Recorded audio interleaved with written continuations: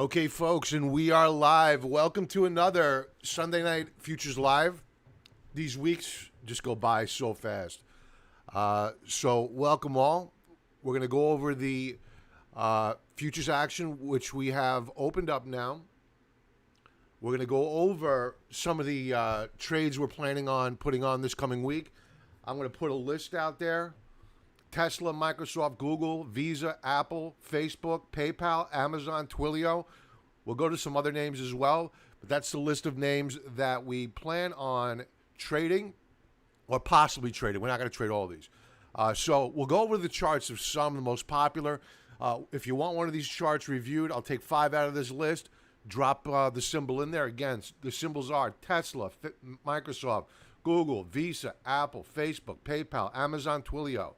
Twilio and Amazon we did very well with last quarter. I believe we did Facebook as well. I'd have to go back and take a look.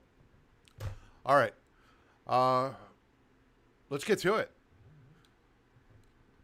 Matt Carter, still in Starbucks. Very good week last week. The discretionary names, outstanding week. Franklin. Oh, we're going to go over monthly charts today. So a few, not a whole bunch, but a few monthly charts as we're poised to close out the trading month very soon. So we're entering the end of July's trading month on Friday. Larry, I liked gold and silver. I'm shy stocks and oil. I'm going to go to some really overbought conditions on a monthly time frame. Denny, hello. No worries, brother. Jody, hello. Welcome. Okay, let's do it. This is a 4-hour chart. We'll start with the 4 hours. We'll drill down when necessary or pull back when necessary. Right now, we have the S&P 500, which opened up, now pulling back a bit. For all intents and purposes, flat. Let's see if we get a new weekly high as we're live this evening. We closed out the week last week very, very strong. Very, very strong.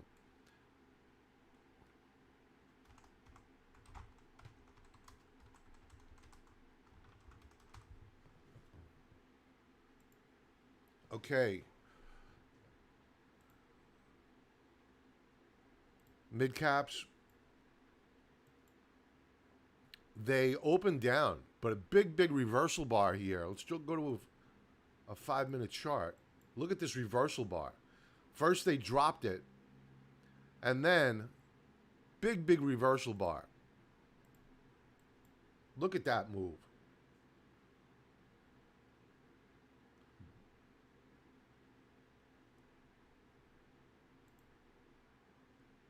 Back to the 4-hour chart. Beautiful reversal bar. Wow. Light volume, though. Where are my NASDAQs? The 100.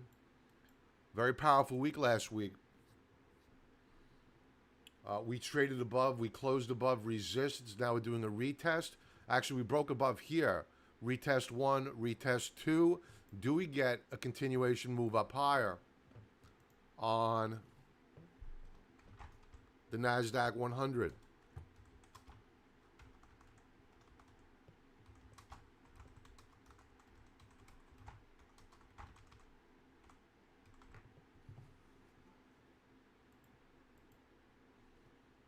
Okay, where are my small caps?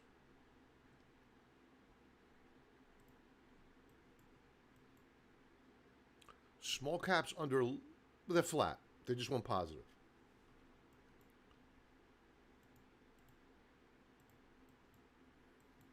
They tried to rally them. Some sellers moved in here very early in the trading session.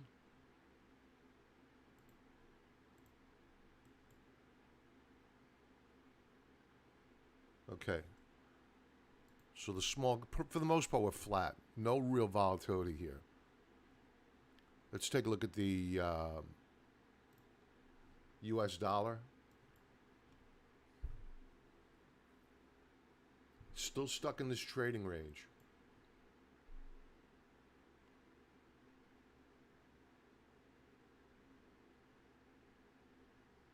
So we are up on the session.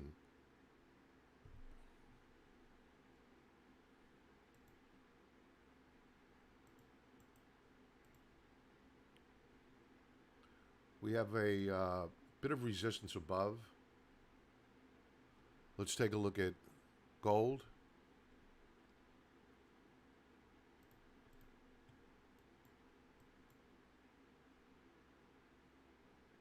Now, gold has been consolidating really, really nice at this 1800 mark. If you go to a daily chart, I'll bring it up.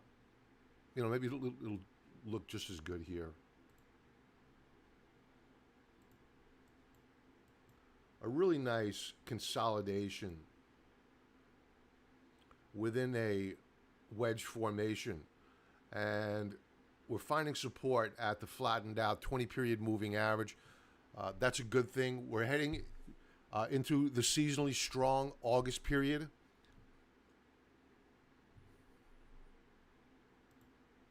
Four-hour chart.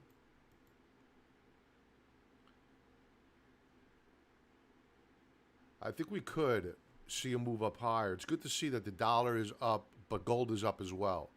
Usually they trade inversely. Nice W formation on RSI.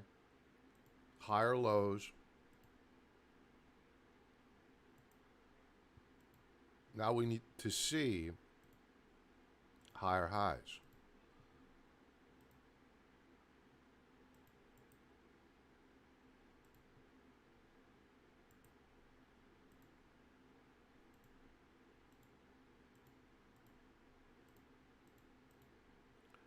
So we want to see a breakout above this line in green. And that'll probably mean game on to the long side for gold. Let's stick with commodities for a moment. Light sweet crude. Up on the session. Good recovery last week. Strong bullish key reversal bar on oil.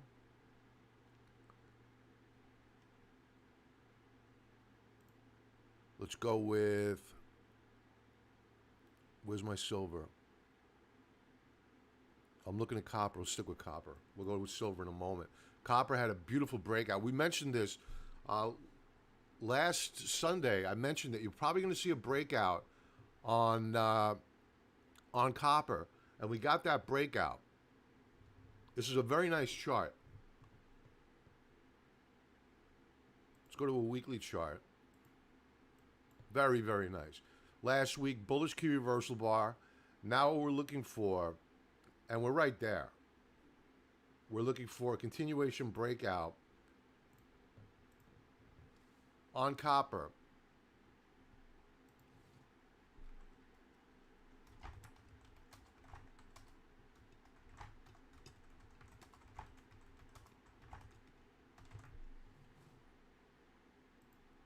Copper looking good. Really, really good. Great looking chart. Silver.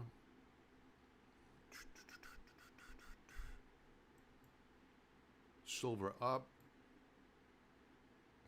Lethargic. Really lethargic. The one thing I will say about silver is that the RSI has bottomed out. We are putting in higher lows, but it's sloppy. It's very sloppy. We have a position in silver. I want it to do well. So I'm certainly not bashing it, but I'm not going to talk it up simply because I own it.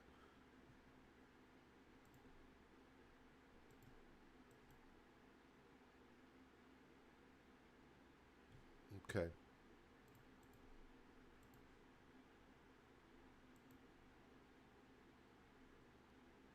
Natural gas. Simply an amazing run here. Down on the session. Take a look at the price action last week. An amazing move.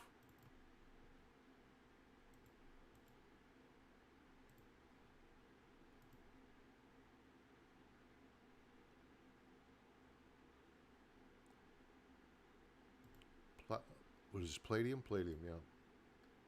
Palladium, sloppy.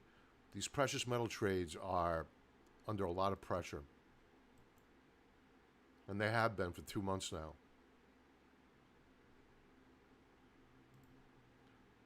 This is platinum. Not looking that good. The 10-year Treasury note. This is not the yield. This is the note itself. And it is up on the session. That means that there's pressure on yields. And that'll help drive tech higher, assuming that we continue to press up higher. But we did see a bit of a break last week on the note.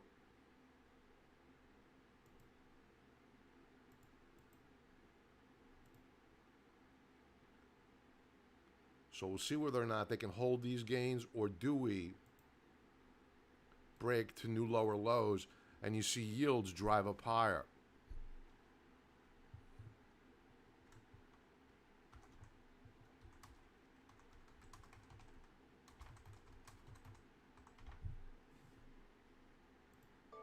I always do that. Always do that. At or below.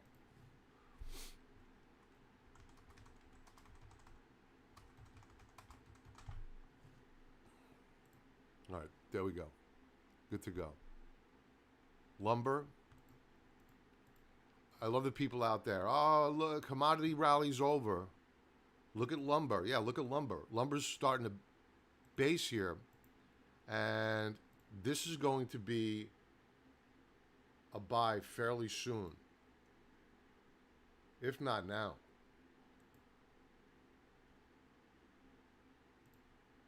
I mean, a really ruthless sell-off.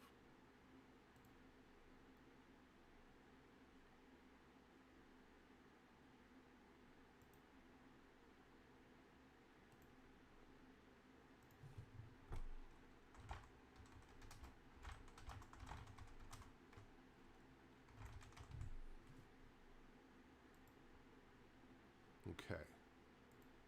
I think that's it for the futures action. Gold is now flat. Okay. All right. Let's take a look at how we are poised to move in to the new trading week. We do this every week.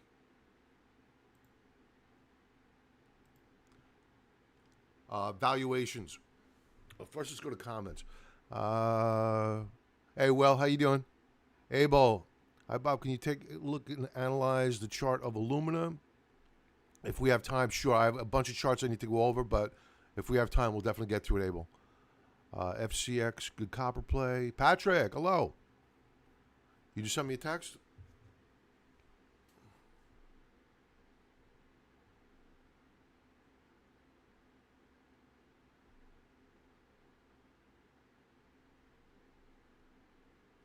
Good for you. Ah, very nice. Safe travels. Looks like you're having a great time. Okay. Ricky, hello. Thoughts on earnings coming up? They're going to, you do a year-over-year comparison, the earnings are going to look great. What may have a tough time are Amazon, any of the stocks that were the COVID plays a year ago. They may have a bit of a tougher time of beating earnings because their businesses did well during the shutdown. So we'll see how they do. But your cyclical plays, your airlines, cruise lines, whatnot, you're probably going to see stronger results. Like 65% increases. Falcon, 14% inflation increase by mid-October. Judging by the import-export prices, I'm not going to be the least bit surprised to see that. The CPI data is ridiculous. That's just what the government admits. So we're definitely in the double digits. With the CPI, PPI, garbage numbers. All right, so we're going into the new trading week. This is as of updated July the 22nd of this calendar year. The market is strongly overvalued and has been since November of 2020. We are now trading at 2.9 standard deviations beyond the historical norm. Here's historical trend. I'm going to go to monthly charts in a moment, folks. It's just incredibly overbought, this market. But it's probably going higher. The Shiller PE ratio. This is as of Friday's close. PE ratio 38.32 on the S&P 500. Second highest level since the dot-com crisis. And we all know how that ended. Economic data coming up this week. Well, let's go to last week's. Last Sunday I said it was going to be benign economic data coming out this coming week. And it was. There wasn't much really to talk about. And what there was to talk about wasn't good. Housing starts came in strong. That's okay. Building permits, which is a forward-looking indicator, came in weak, missed. Initial jobless claims missed by a mile, and then they rose up initial jobless claims for the prior week. What did the market do? It rallied. Existing home sales declined. With yields near historical lows, you have existing home sales declining. What else do we have? Marquette Manufacturing PMI Index, 63.1. That's a miss, but still, any number above 50 is a sign of expansion. The market services PMI was 59.8, a big miss, yet still above 50, a sign of expansion in the services sector. Now, this coming week, no such free ride as we had last week. However, you have big tech earnings this week, so they're going to get most of the attention. On Tuesday, durable good orders, they're expecting an increase of 2%. The real number you want to watch is this one here, the non-defense X aircraft. That'll give you a real feel for how the consumer is doing. Are they buying washing machines, dryers, etc.? S&P Case Shiller Home Price Index, consumer confidence coming out on Tuesday.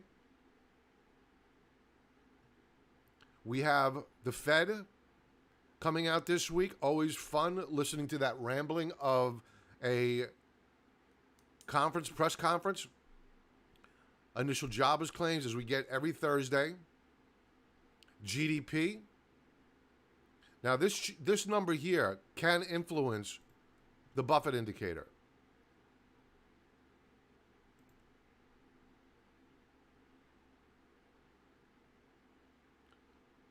What else do we have? Friday, personal income.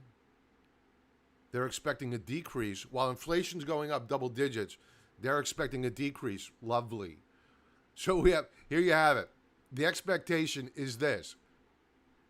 Tell me this is not a catastrophe waiting to happen. You have personal income, which is declining, yet consumer spending is rising. Core inflation, watch out for this number on an annualized basis. This is what the government will admit to. We're averaging 6%. Chicago PMI, and that's pretty much it. So last week, we stopped out of half of our position. We added to our Q position to the short side. If we broke out, which we did, on a daily time frame, we stopped out of that position that we added on. That's the discipline. And while we may pull back, do a retest of support, there's no guarantee. We could still see a straight shot higher from here, because what you're seeing, this is from Danielle DiMartino on Twitter. I retweeted this. Equity ETF inflows have taken in more cash in 2021 than all of 2020. So you're seeing a lot of money come into ETFs, and they're driving up the S&P 500, small caps, etc. Well, it's not necessarily small caps. S&P 500 Qs, technology. Earnings this week. Again, I want to go over a few of these charts in a moment. I want to get a pulse check from the audience. The list is Tesla coming out on Monday. Drop a note if you want me to review any of these charts. I'll go over 5 of them. Tesla. Then we have Microsoft on Tuesday after the close, Apple after the close, Google after the close. On Wednesday, Facebook, PayPal. Then on Thursday, we have Amazon, Twilio. Twilio we did very, very well with last quarter as an earnings trade. We're not buying the stocks. We're not selling short the stocks. What we're doing is that we're using a strategy called a short strangle. We are selling options, not buying them, generating cash flow with pretty much a 85 to 90% probability of profit. So, members, I will be posting those trades with the probabilities in the members area when we plan on executing on that trade.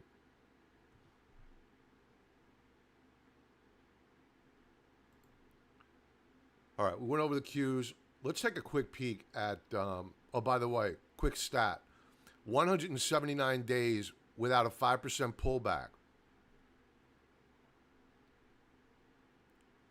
Let's go to the monthly charts.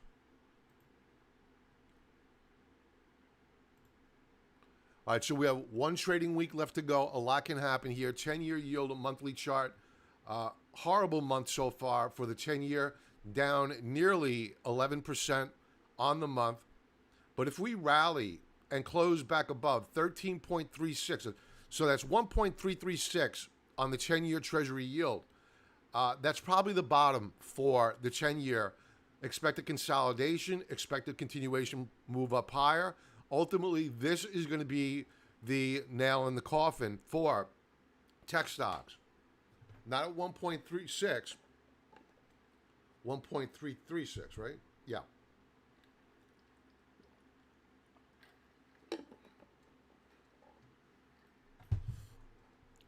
The TLT, 20-year bond ETF monthly chart, 1 month, 1 week left to go in the week, month. Blah, blah, blah, blah. I don't know what just came out of my mouth. 1 week left in the month. We're up 3% on the month. We were higher. We found resistance and at the rising 20-period moving average. We have since been able to recapture support. God forbid we close down below this line here in blue. There is going to be a bloodbath. That means that yields are surging, ripping up higher. Don't think it's going to happen, but I'm going to say it, put it out there. Tips, a huge, huge run so far in the month, up nearly 2%, closing in at the upper band of resistance monthly time frame. RSI now is nearing 90, excuse me, it's 80. Duh. Volume outstanding. 4 months of sequential up volume. The path of least resistance is higher. The U.S. dollar, which has been the bane of my existence, is up on the month. We are above resistance. 1 week left to go. Stokes are rising, very bullish.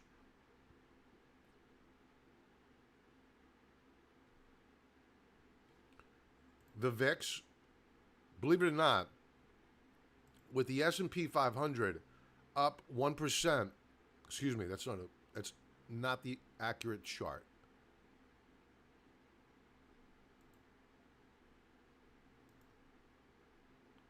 With the S&P 500 up nearly 2% on the month, the VIX is also up.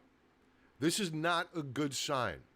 Not a good sign that you have both VIX up on the month and the S&P 500. What I interpret from this is that somebody's out there buying protection. And this is not mom and pop buying a contract of the VIX futures. This is institutional money getting ready for whatever fate may bring. The Dow Transports down on the month. Last week, a very bullish week. However, down in the month over 3/4 of a percentage point.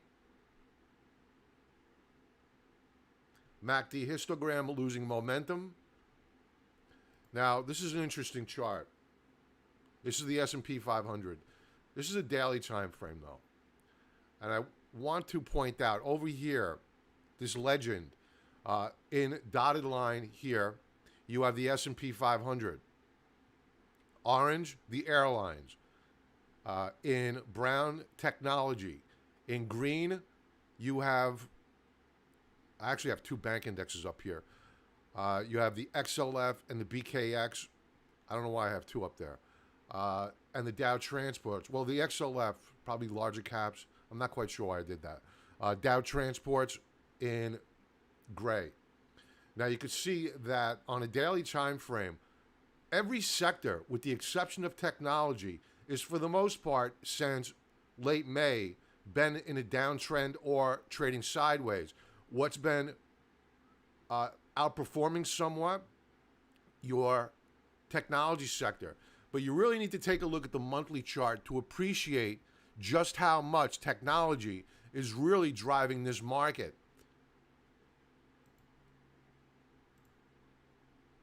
So let's take a quick peek. Here's the daily chart. Absorb it. Now here is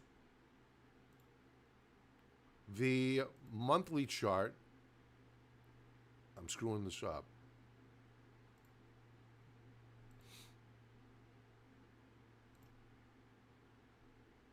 Ugh.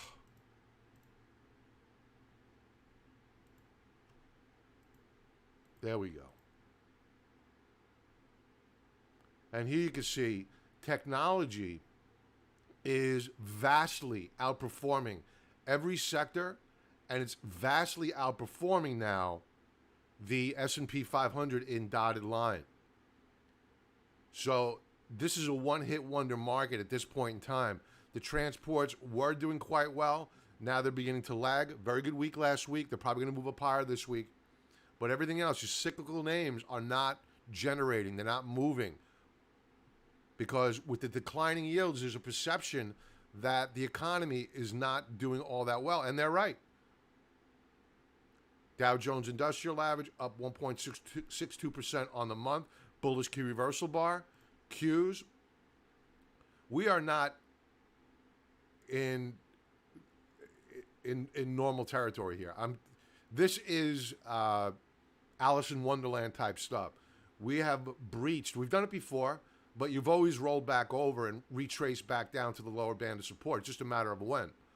So we are now trading above, for the second consecutive month, the upper band of the rising uptrend channel.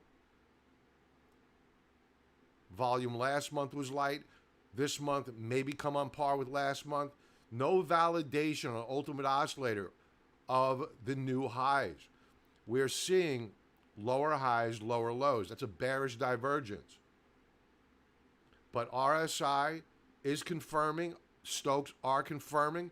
But they're very, very extended. We have RSI on the triple Qs, 81.60. We have historical precedents for this. We have been higher at times.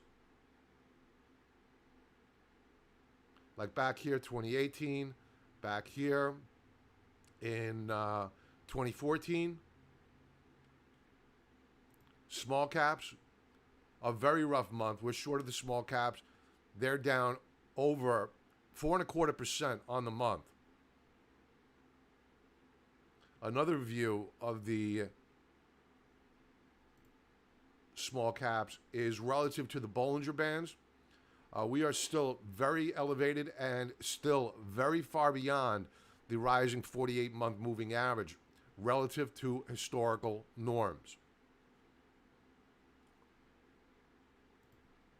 The banks down on the month, not much to talk about here. We know why they're down. Yields, technology.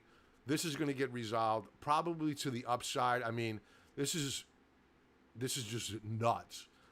This is an ascending wedge or triangle formation, whatever you want to call it. Call it cupcakes. It doesn't matter. This is going to get resolved probably with a blow-off top on technology. RSI over 80 now. Consumer discretionaries Builder's Key reversal bar on the month up over 2.5%. More room in the tank here to move up higher. Energy monthly chart down nearly 10%. Outside reversal bar trading down below on a monthly time frame. It's 50 and it's 200 period moving averages. This is a nightmare. One trading week left to go. Emerging markets, horrible month. Dollar up, emerging markets down, just the way it works. Down over 14.25% on the month. This is a leveraged ETF, so keep that in mind. Divided by two. It's divided by three. Divided by three. Gold. I got to tell you, when I was pulling up this chart, I was expecting to see a red bar on gold, and we're actually up nearly 1.75% on the month. I don't like these Stokes declining down below 50. Gold needs to do tremendous things this week. It really needs to rally strong.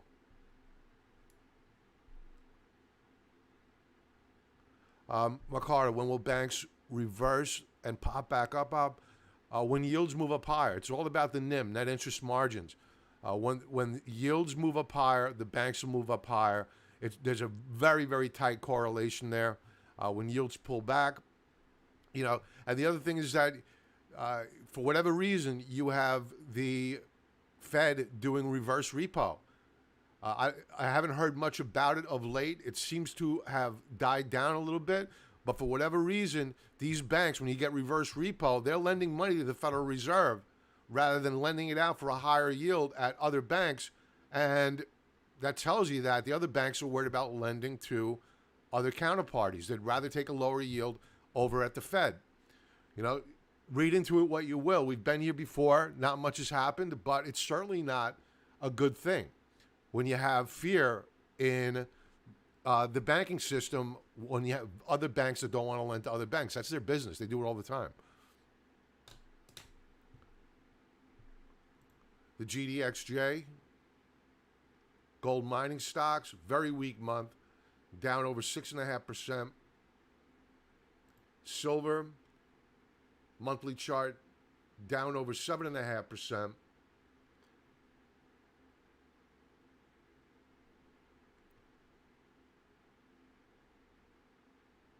And that's pretty much it. I think we're good here. We'll leave off with what I like to leave off with. Microsoft, monthly chart.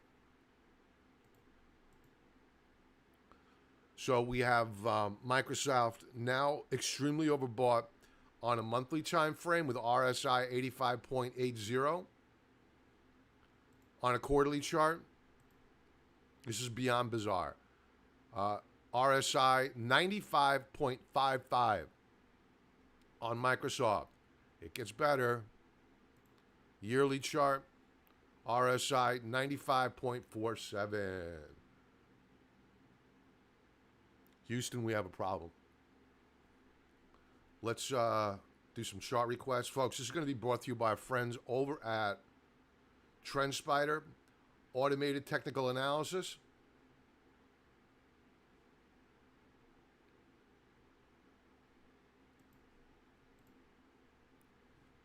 Use that link below, 35% discount code.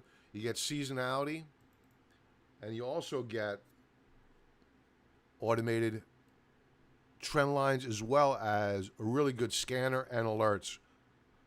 So nobody put anything in here. Oh, Tesla. Paul put in Tesla.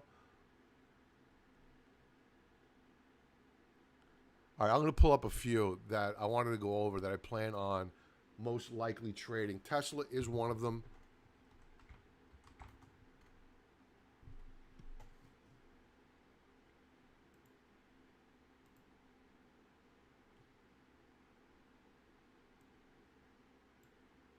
Now, Tesla on a weekly time frame last week closed above support. I believe I have an alert set here. Yeah, I do. I'm looking for a breakout above resistance at 653 per share, thereabouts.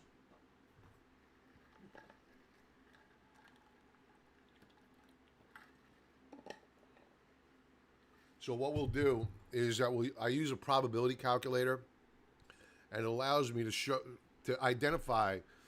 I'd like to use a 1 1/3 to 1.5 standard deviation move on earnings, and that gives me roughly an 85-90% probability of profit. Doesn't always work, but you have your binary events that occur, but usually it works. So Tesla's definitely on the watch list. We're looking for on Tesla, what are the market makers pricing in here?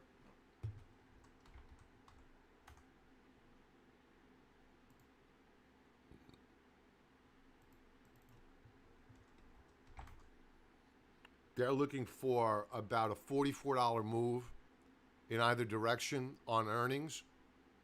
I like to take that number and double it. Won't always be exact all the time because you're not going to get the premium that you really want for taking on the risk. However, it gives me a real nice cushion. If you're not going to be greedy, a real nice cushion, and the probability of profit, your POP, is very high. The next chart or stock I will probably trade is Microsoft. They're expecting an $8 move there. Let's first finish off with Tesla, then we'll go to Microsoft. Tesla, we may have a higher low. We bounced off of this automated trend line here. Let's take the automated trend lines off, put them back on. So we have the potential for a W formation on Tesla. We are in a triangle formation, upper band in green, lower band in my red. So the chart is firming up here. And again, $44 move in either direction. Microsoft.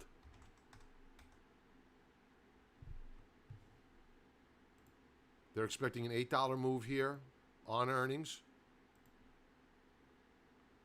Beautiful chart. I mean, I can say what I want to say about the quarterly charts and the yearly charts. They've been overbought for a long, long time.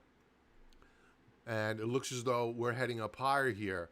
Now, what I like is this. The automated trend line is telling us that we have resistance above at around, let's call it $300 a share.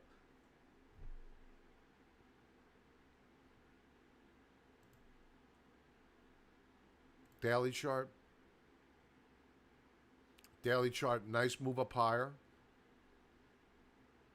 on Friday. Volume dropping off a little bit here, but we're still going to see probably a move higher into earnings. Let's take a quick peek at the NASDAQ 100 really quick. See what they're doing. None of my alerts fired off yet, so I'm curious.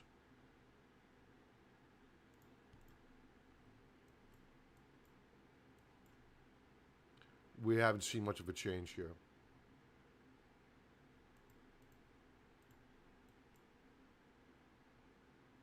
Okay.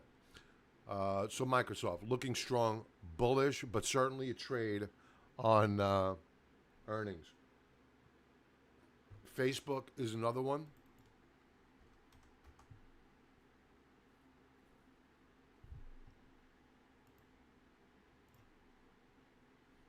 Monthly chart strong. Weekly chart outstanding. This is a bullish engulfing move. The probability of the shares moving up higher, very, very good. But again, folks, we're not going to be buying or shorting stock. We're going to be selling options. Short strangle. Now look what happened here on Friday. This is a daily chart now. What happened is the automated trend lines. They probed resistance, and then you saw sellers move in. And this is a perfect example of why you need automated trend lines now. I probably would not have picked this off as a resistance level, but there are a lot of people out there using this technology, whether it be retail investors or institutional investors have had it for years. TrendSpider's made it available to the retail investor. And this is who you're trading against, computers, folks. So have this at your disposal, 35% discount code below. So resistance immediately above at or around 376, 377 per share. PayPal. At resistance, a lot of it on a daily time frame. Again, take the trend lines off, throw them back on, bam, there you have it. Big time saver. Weekly chart, great move last week, a bullish engulfing bar.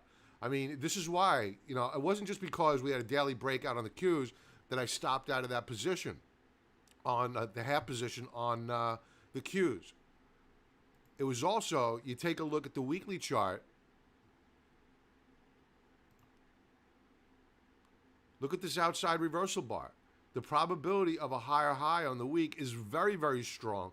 So what's the sense of fighting the market? I'll look for a better entry point ideally when earnings end, re-entry point. So first out, best out, small loss. We move on. We'll look for a better entry point. Daily chart on PayPal. Again, a lot of resistance. We closed right at it. At them, I should say. PayPal looking good. We did Twilio last quarter. We did Amazon last quarter. Let's do both of those. Amazon is not going to be a big of a position because I'm worried about the year-over-year comps. Besides the fact that the shares are trading, over $3,500. What a monster breakout here. This is going up higher. This is nuts. Amazon, bullish. Unless their year-over-year comps come out very, very bad. And that's my one concern. Absent concerns about earnings, a very strong chart. Weekly chart, up last week, 3.5% daily chart. Continuation move up higher, looking good. Resistance up here at 37.82. Amazon looking good. Light volume for most of last week. Light volume. Beware of that. All right. And Twilio, TWLO.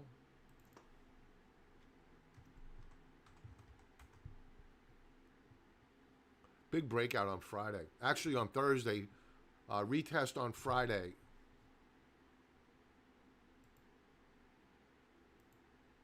And we broke out and above a bunch of resistance levels on Thursday.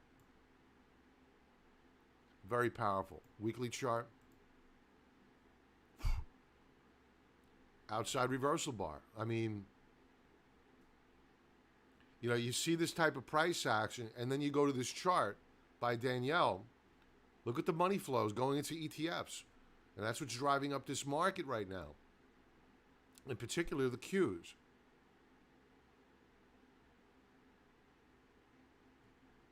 So Twilio looking very strong. But these are the names that we will most likely be trading into earnings. Again, using short strangles. All right, let's take some requests.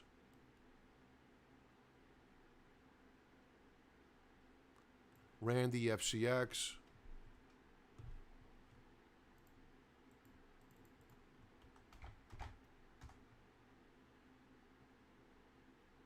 Now, the Bloomberg Commodity Index actually came up as a potential buy. It's on our focus stock list. The reason why I mention it is because Freeport-McMoRan is a very diversified play on commodities, and last week a very big reversal bar. Let's take a quick peek at a monthly view, how we're poised to close out the month. Very, very strong price action. All down months are not made equal.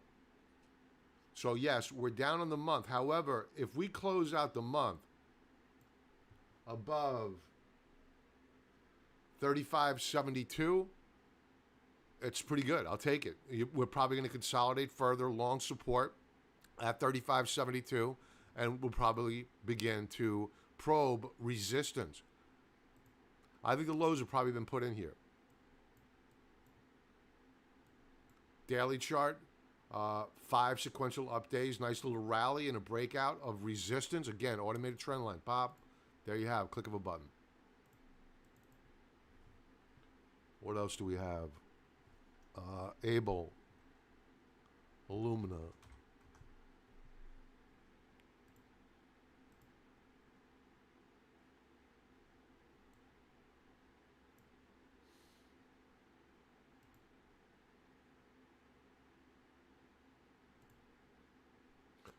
Okay, love the price action, hate the volume action, monthly time frame. Watch this down volume. Excuse me, watch the declining volume, not down volume. I don't like that. However, price looking very good. We've broken out above another resistance level. 1 week left to go in the month, weekly chart. Outside reversal bar last, we go close to one. We have resistance immediately above at 511 per share. Volume was light last week. Daily chart. Very nice breakout above resistance on a daily time frame. You may get a retest of support. If you're not long, you may want to look for that to be your support level to buy at.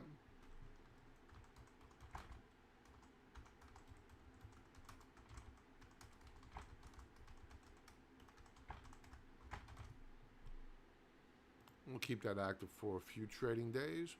Bam. And we're good to go. Alumina looking good. Bullish. Yeah, FCX, right. Good copper play, Randy. Good point. And we know the copper's breaking out. Yep. McCarter, CARV.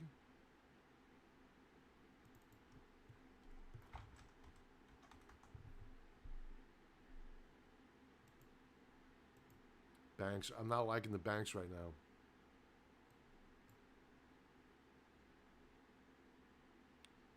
What was the high? 42.50? What the heck happened here? Very volatile month. Crazily volatile. Weekly chart. I think you're probably going to pull back further here.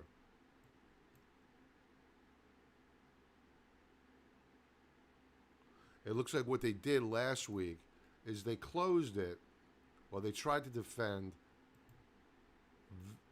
this level here, but they failed.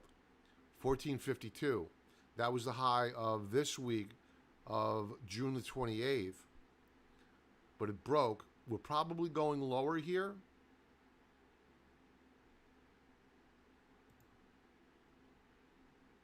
You're probably going to find support right around in here at 1137 per share. You have these moving averages that are down there. You have a volume shelf that's down there. You have prior resistance at that level. Then you broke out above it. So what was resistance may now become support. CARV, not loving it. It's probably going to move a little bit lower. But at that support level, it becomes interesting. Daily chart. Broke support. They were trying to consolidate it here, but every time they tried to rally it, they found sellers above. That's no bueno. 1956 resistance. You're going to see lower lows here in all probability, but with that pullback comes opportunity for CARV. TBT for John Spencer. Hey, John.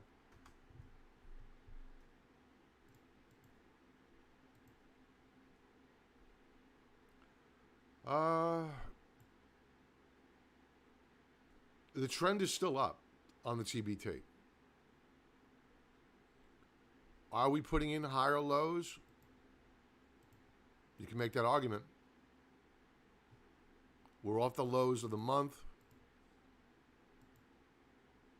Weekly chart. Good week last week. Was it a dead cat bounce? Maybe. Volume rose. For those folks not familiar, this is a short ETF putting you short of the 20-year Treasury.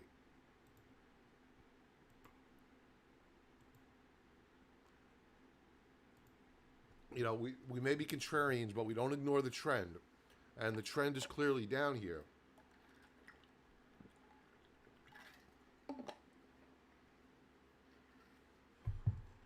Up volume was very good last week.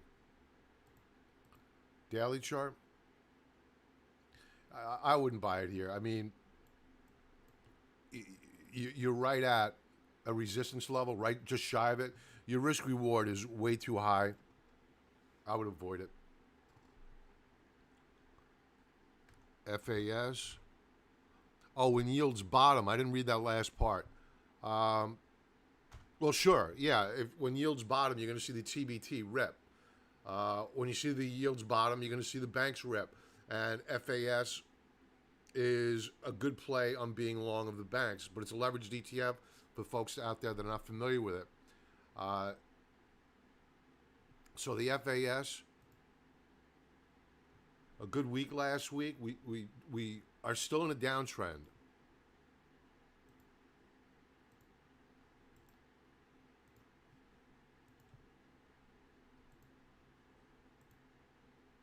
I'd be looking for a breakout here.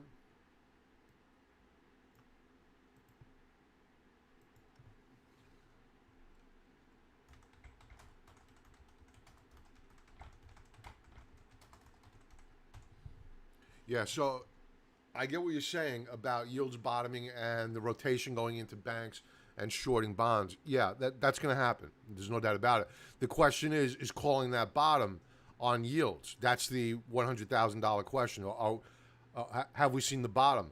And I'll refer you back to this chart here of the TLT. Actually, I'm sorry, not of the TLT. Of the 10-year Treasury yield. If we see it close by Friday, 3:59, 4 o'clock Eastern Standard Time, if we see a 10-year Treasury yield at or above 1.336, you start looking at the banks. Start looking at the shorting Treasuries. But right now, we're down below support. Way too early to call a bottom yet on yields.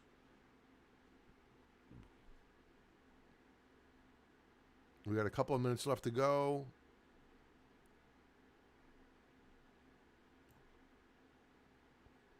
Tina trade? What? Tina trade. I don't know what Tina is. Is that an acronym or a symbol? Are you messing with me? Let me screw them up live. All right, we're good to go with FAS. Well, our alert is set. Tina, I'll take the bait. All right, there's no symbol there. Randy, let me know what you mean by that, pal.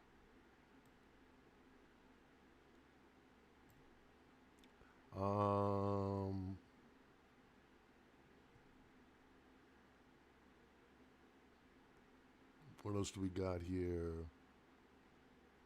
XLU. Somebody just sent me a super chat. Thank you very much. Appreciate that. Who's that, John? John, thank you very much. Appreciate the super chat. Very courteous of you.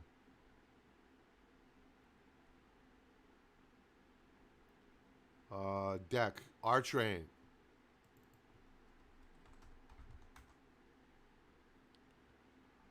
I love this company. I think it's a great company. It's a great stock.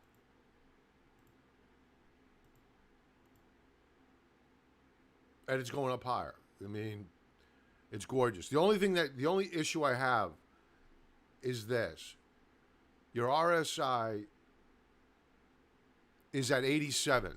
That doesn't mean it can't go up higher, but just keep that in mind.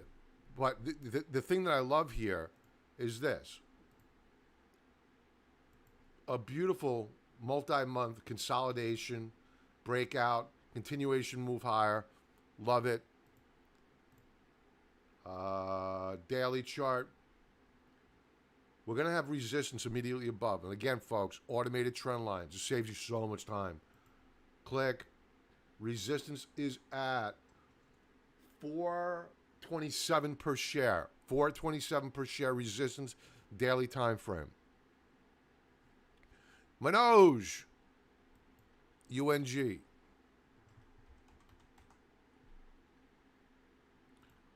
I love natural gas. We called the breakout months ago. Here's the monthly chart. Breakout. We do have a lot of resistance above on this monthly time frame. The first one's going to be at around $14.50 per share, then $14.72, then $14.90. Those are the automated trend lines.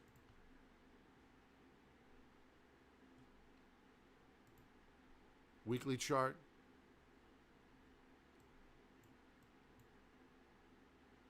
Again, resistance immediately above. Just beware. Where do we close? 1407. Nice breakout last week. Remember, Thursdays is Nat Gas Inventories Report, 10:30 a.m. Eastern Standard Time. Friday, we broke out above resistance. Volume very, very light. So beware of the resistance above.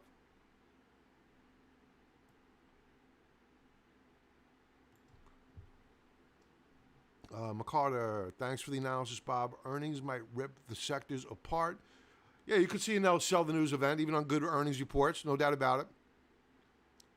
Or will the gap between the small and large caps get closer? Well, it all depends upon. How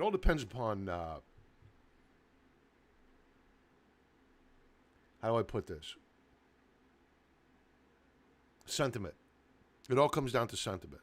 If you see interest rates climb up higher, but slowly, orderly, then you'll see the gap between the small caps and the large caps contract. They'll come in.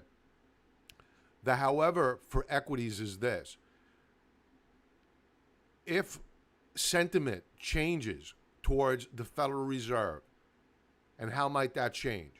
If you see the longer dated maturities, 10-year, 20-year, 30-year bonds, they start ripping up higher, like uncontrollably higher, that means the Fed has lost all control. The market's taken over. And that will send pretty much everything down. And there's, much as there is an equilibrium, there's a plateau at which, or glass ceiling at which, the Tues buckled when yields were moving up higher. Let's say it was, let's take a look.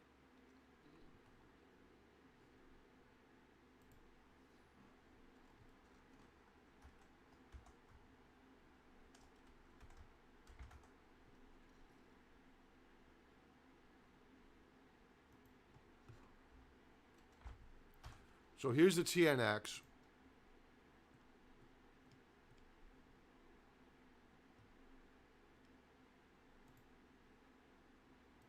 Let's do price performance.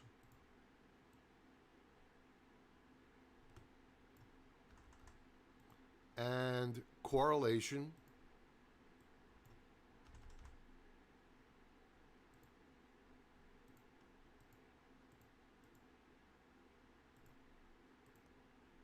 It will be in gray color.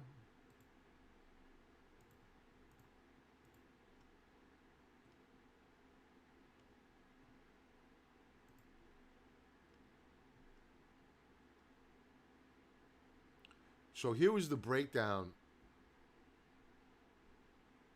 on the Tues here. When you started seeing the 10-year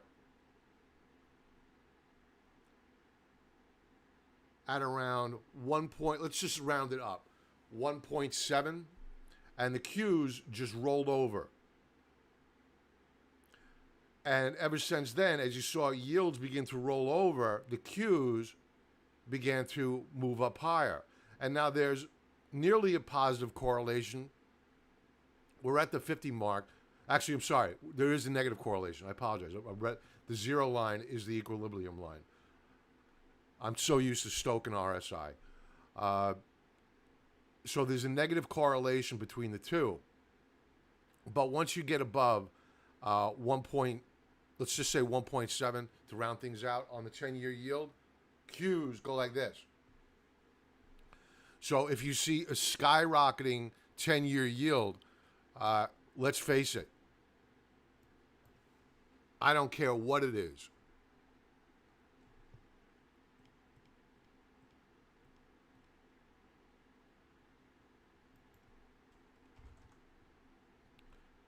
small caps, large caps, doesn't matter. Once we begin, I got to go to a monthly chart. We need to go back to 2018 thereabouts. Once we begin to see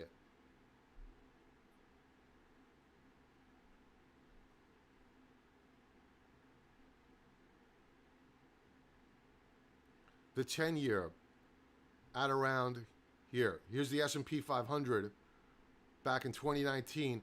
We weren't even at, or we're around 2%. Let's just say 2%. The S&P 500 buckled. So the banks didn't help, transports didn't help, small caps certainly got clobbered as well, and tech got destroyed for that brief period of time. But that is the COVID sell-off, I have to say that. Where's there another instance of this? 2018, was it? Yeah. So the 10-year, this is well before COVID, the 10-year hit, let's just say 2% again, and rolled over, it buckled. Then we had that strong rally back just before COVID, and then we took it on the chin. So 2%. And think about all the money that's been printed since COVID. So what is the real number now before the market buckles? 1.8, 1.9, who knows? Because remember what happens when yields rise. The borrowing cost of the Treasury goes up higher. So they're not, if yields were ever to normalize, 10-year yield was ever to normalize, say to around a 5 handle, the amount of debt, interest payment alone on a yearly basis would be the equivalent of our defense budget. That can't happen. That would be bankrupt. We're already bankrupt, but we'd have to admit it at some point in time. Either they raise taxes or they cut military spending, a mixture of both, but it's going to be anarchy. It's going to be anarchy.